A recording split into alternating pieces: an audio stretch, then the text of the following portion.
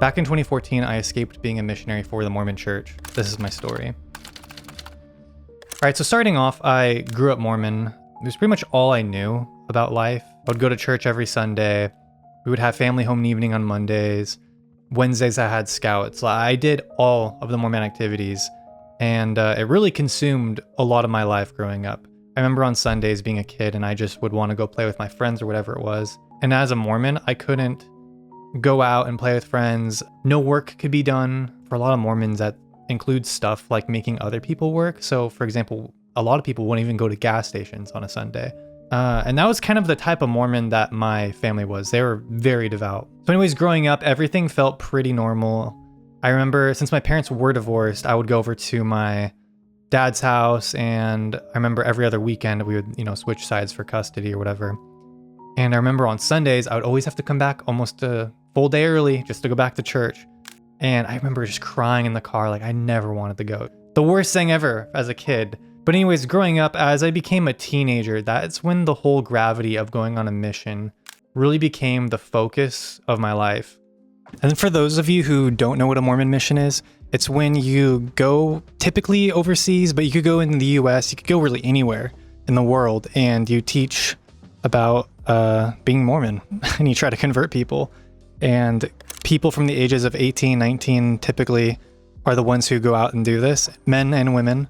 And sometimes later in life, you'll have people who are in their 60s and 70s that will go on their missions as well, and they'll go with their husband or wife. But yeah, that's what a Mormon mission is. And I don't think at the time I really necessarily wanted to go. I wasn't excited to go. It just felt like a thing that young men had to go do. As a teenager, I absolutely dreaded that thought. My teenage years were just kind of all over the place. My freshman year of high school, I really didn't have very many friends. And then I was homeschooled for my sophomore year. And then for my junior and senior year of high school, I went to Orange County School of the Arts. But I went there for bass, and that was fun. 'Cause I've been waiting so long, just to say so long to you. Anyways, I just remember being a probably senior in high school, and I was out with my friends. It was late at night, and we're at this restaurant. I think it was called it was a cafe. It was called the Coffee Clatch. And I just remember like walking down Laguna Beach with them. I remember looking at my friends and saying, look, I don't want to go on my mission, but like, I just can't think of another way that this is all true. Like, I can't think of another way that this can all exist. I don't know how you and I can be here right now if it isn't for the Mormon religion. I was so fully believing it, even though I didn't want to believe it, if that makes sense. And I think it's just because at the time I didn't really have any other way to frame my thoughts, to frame my philosophical mind, if you will. I had no way to frame life except for the way that the Mormons gave me. So anyways, I ended up accepting to go on a mission, and I got my call in the mail. And I remember being at home with my family, opening it. We had a huge party as I opened up this letter, and I remember I started reading it, and as I got closer and closer, it said I was going to Ciudad Obregón, Mexico. And at first I was a little excited. I'm like, whoa, like that sounds interesting. I was a little bit nervous about being in Mexico just because even now it still is kind of dangerous for missionaries. I think there's actually a couple stories of missionaries being targeted by possibly cartel members or stuff like that. So I was a little scared, but when you're in the Mormon headspace, you're like, oh, God will protect me or whatever. The average temperature in Ciudad Obregón was like 120 degrees Fahrenheit. I may be over exaggerating a little bit, but it's hot. And I would be expecting to be riding my bike everywhere. So that doesn't really sound like something that Southern California me would be very good at. All right, so anyways, I know where I'm going. I'm going to Mexico. I was just dreading the day to leave. Yeah, I was just dreading it. It was like the scariest thing. Keep in mind, I just graduated high school. I'm 18 at the time. And I remember maybe my last week, I hung out with my friends and I said goodbye to them because I knew it was like the last time I was going to see them for 2 years. And who knows what was going to happen to them after I left. Days went by and it came to the last day that I was going to leave. And we headed to the airport to go to Utah because I was going to go to the Missionary Training Center that was in Provo. I'm going to call it the MTC, Missionary Training Center, MTC. Anyways, all I remember is I was with my whole family and we're driving to, I think it was like a church or something like that. And I remember getting out of my car, saying goodbye to my family, and I just felt like heartbroken. And as soon as I get out of the car, I give everybody a hug. As soon as I like give everybody their last hug, somebody just snatches me and just brings me. He's like, hey, what's your name? Elder Mitchell? I'm like, oh, yeah, okay. And then they just like rip me away from the family. And I'm like, wait, like I hardly even got to say goodbye. Like they just tear the Band-Aid off. They're just like, no, you're going in. And I just remember like choking back tears. I'm just like, I'm not gonna cry, just holding it back. And it was so heartbreaking. I just felt broken. And I'm sitting in this big room with all these kids. I mean, they're all 18 and we're all in like a big church building. And I think after a while, somebody came up and gave a talk. And when I mean gave a talk, it's like somebody shares like a spiritual message, tries to hype you up basically. And I just felt so crushed. It was tough. It was the roughest day probably of my life. Anyways, so I'm at the Missionary Training Center. This is a building that's in Provo. And in 2014, it was a little bit different. So I know there's a new missionary training center now. This was being built while I was on my mission. And I was staying at this building. It was an apartment complex. It was retrofitted just to be, a temporary missionary training center. So I stayed specifically at this building. I was in this room. Maybe I could get a picture of it exactly. And when you get there, you have you have a companion. So a companion while you're on your mission is like your buddy that you never leave their side of basically, except maybe to go to the bathroom and take a shower or whatever. But you guys are basically glued at the hip. And I was in an interesting situation for most of my MTC experience. I had 2 companions. So there was 3 of us in a group. And I think one of them, their name was Andrew, and then maybe another guy's name was Ryan. I forget, but they're cool dudes. So anyways, here's how a typical day would usually work for us. We'd wake up, take a shower, think we'd go eat. There was a big mess hall. I remember the chocolate milk was really good. And we would all eat, and then we'd go through some like lessons. We'd be like taught stuff. We'd learn Spanish because all of us were going to somewhere Spanish speaking. Some days we would have like PE basically, where we would play, volleyball or something like that, and do more lessons. There'd be a talk where like a speaker would come and go do like a inspirational talk. We'd go to the temple. That's a whole other topic that I could talk about, is what goes on in the temple. But I'm going to try to focus on the mission. I don't have a script or anything. I'm like literally just going off the cuff of kind of what I'm remembering here. Again, this was back in 2014. It's currently 2026. So it's been a while, even though it feels relatively recent. So anyways, that's what a typical day would look like. And probably not even a couple days in, I just remember writing in my journal every single day. I would write, I just don't want to be here. I don't know if this is for me, but I don't want to disappoint my family. What am I living my life for? Is it for me or is it for somebody else? And every day I would just write something like that. I remember just sitting in the apartment room, and I would just look out the window, because Provo is beautiful, by the way. The mountain ranges there is just gorgeous. And I remember just looking up at these mountains and just being like, I just want to go explore these mountains. I want to just see what this world has to offer. But instead, I'm stuck here. I'm stuck. I'm so stuck, and I can't get out. And I felt completely trapped. And so days would go by, and I remember my mom was so heartbroken too. My mom and I are pretty close. And she would send me little care packages probably every other day. And she'd send me letters and stuff. And that just made it so hard to kind of, separate from your family. It was rough. So I remember one day I'm just like, you know what? I can't do this anymore. I need to get out of here. So I went to go talk to, I don't really know what he was, but I talked to some guy who was like head up at the MTC. As an older man, probably in his 60s. And it was one-on-one, just sat down in the room with him, and I talked to him, and I'm just like, hey, like, I don't know if this is for me. Like, I don't want to go. I don't want to do this. I don't know what I'm doing here. I just want to go home.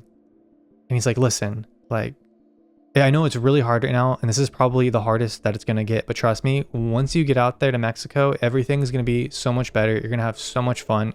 You're going to regret leaving. And he's like, you could go if you want, but you're going to regret it. So I think you should stay and just see how it goes. He probably said something a little bit better to kind of sweet talk me. That's one thing about a lot of Mormons is they have an answer for literally everything.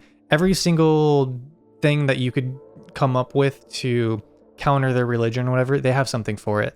Whether it really makes sense or not is up to you, but he fed me some inspirational speech to keep me to stay. And so I stayed. And pretty much as soon as I got back to my room, I remember looking back up at the mountains being like, I still want to leave. I still want to leave. I don't want to talk to that guy though, but I want to leave. And it was just so hard because I'm 18. I don't have the power, the know-withal to know why I want to leave, but I just want to leave. And I don't want to explain it to anybody. But I knew that if I left, I would be ostracized by my family. I feel like I was going to get disowned. And it was hard. It was hard. I didn't want to disappoint anybody. Even to this day, I kind of struggle with that. I don't want to disappoint people. And so I sat on it for a couple of days and I said, I'm going to run away. I'm going to run away from the missionary training center because I just could not find another way out. I did not want to talk to anybody. I just wanted to leave. So I was at the MTC for about 3.5 weeks and I was supposed to go to Mexico on the 4th week.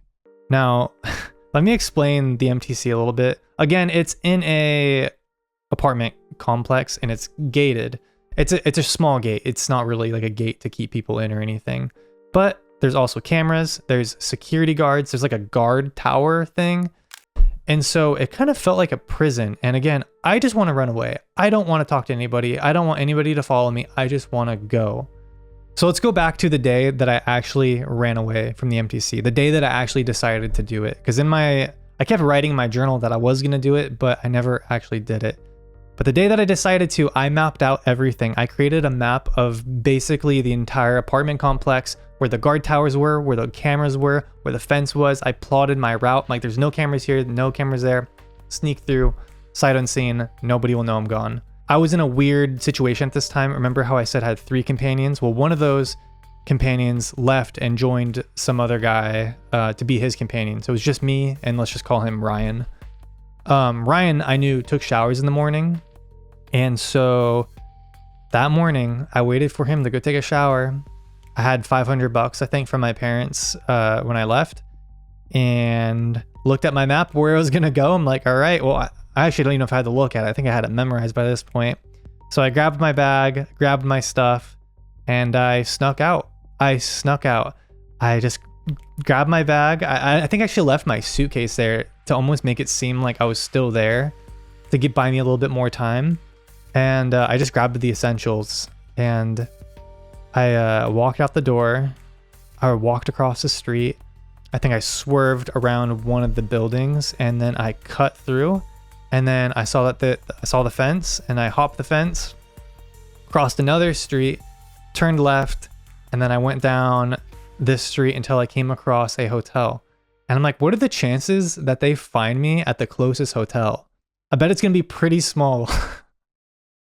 So I stayed at the Marriott. It was very nice. And I think it was probably only like $70 a night or something like that. It was back in 2014. So I'm like, okay, this is what I'm going to do. I'm going to stay here for a day and I'm going to figure out what to do. I'm going to get a job. I'm going to figure it out. I'm going to figure out what to do. Cause in my head, I couldn't go back to my family. I couldn't bear the disappointment that I would bring to them. I just could not bear that. Even though what's funny too is my dad and my grandparents aren't Mormon. So like I definitely would have had a place to go, but I spent majority of my childhood with my mom and my stepdad, and my grandparents on their side lived out in Utah. But anyways, I just felt I didn't want to disappoint anybody. And so I'm like, screw it. I'm just going to run away and I'm going to go solo. I'm going to figure this out on my own. So I get to the hotel, book it in my name and everything. Probably gave him an ID. I don't remember. And then I remember I get up to the room and I just laid on the bed and I was just like elated. I'm just like, what am I doing? This is crazy. But I don't know if I'm an adrenaline junkie or something, but that was probably like the most fun I had. It was so cool just to be finally done with it. I did it. Like it was so hard to do, but I did it and it felt so good. And I remember the first thing I did was I think I probably got in my underwear, my garments probably, and I went down to the pool. No, I had gym shorts. That's right. I had gym shorts because I would go to the PE thing that would do occasionally. So I got in my PE shorts and I jumped in the pool. And I don't know if you know this, but Mormon missionaries can't go in water. They can't swim or do anything. I don't know why they can't. I don't know if it's because there's girls in bikinis or whatever, but men or missionaries, they can't swim in bodies of water. So that was the first thing that I did as a missionary, and it felt good. It felt so good. I remember laying in that pool, just being like, oh, this is the life. This is the life that I've been missing. And I was just beyond stoked. So then after that, I was kind of thinking like, okay, now I got to make my plan. What am I going to do? I don't remember if I fell asleep there yet or if I started on my mission to go find a phone.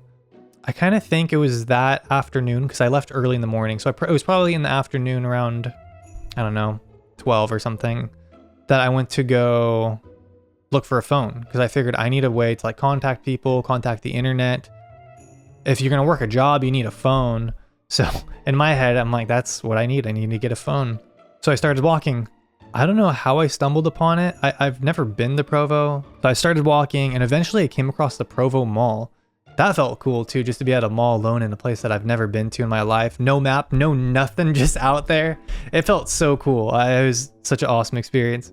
Anyways, I remember going to the mall and I found a cell phone store there. And I bought a burner phone. I just got like 90 minutes on it or something. It maybe cost me $30, $40 or something.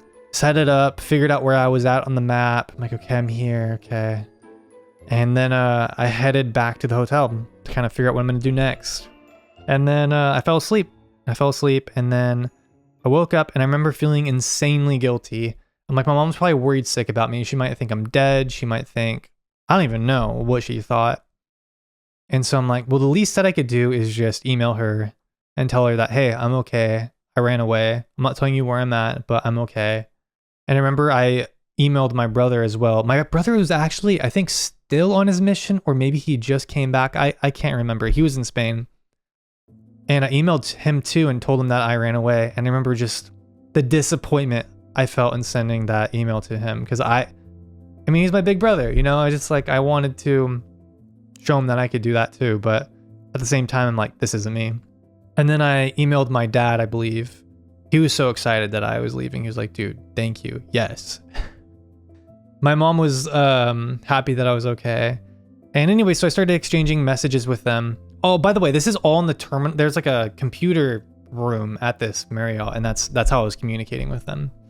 So yeah, I sent them all emails, and then I think I came back later that day, checked the emails again, and then I saw that my mom said, hey, your grandparents could come take you to the Salt Lake City airport if you want. If you want to tell us where you're at, they could come pick you up. They'll take you today.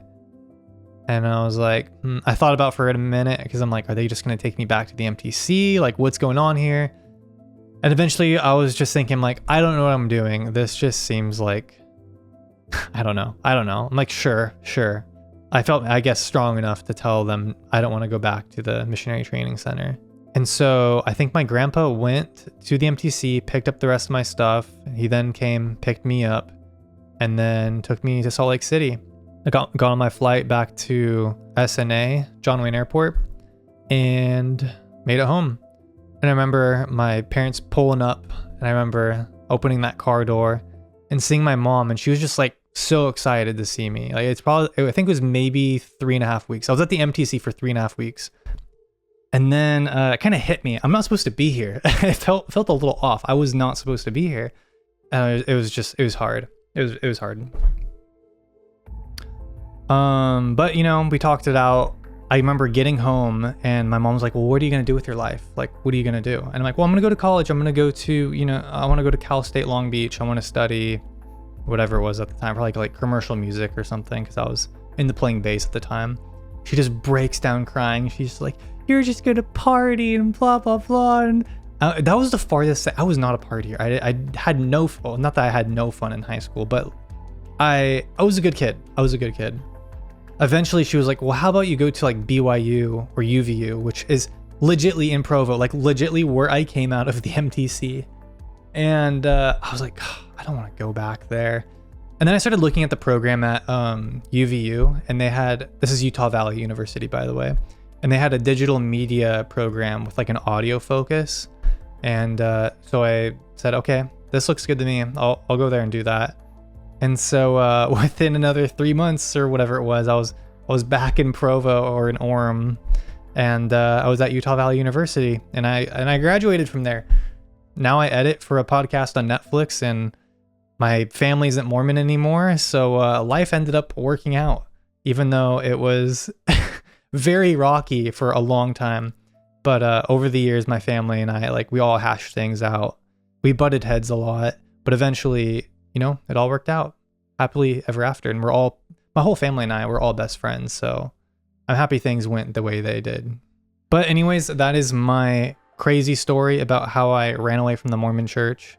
If you are Mormon, whatever makes you happy, right? Whatever makes you happy in this world, whatever brings you peace. There is so much chaos and horrible things that go on in the world.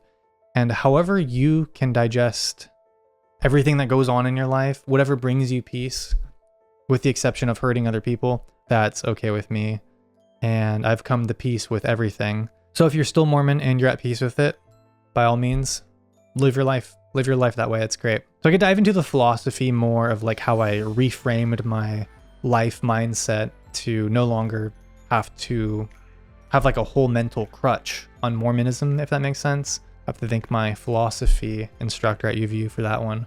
But anyways, I hope you enjoyed this video. Hope you enjoyed this story. And if you're in a situation like me, just know that there is a way out and you don't have to worry about the disappointment or whatever, because ultimately the only person in this world that you have to impress is yourself. You get one life, and if you're not happy with it, then go change it. And I say this in the name of Jesus Christ. Amen. All right, I'll catch you in the next one. Oh yeah, and to close up my Mormon story, remember how I was talking about those mountains and how I wished so badly to explore them? Well, I spent the better half of 6 years doing that, so it was a happy ending after all.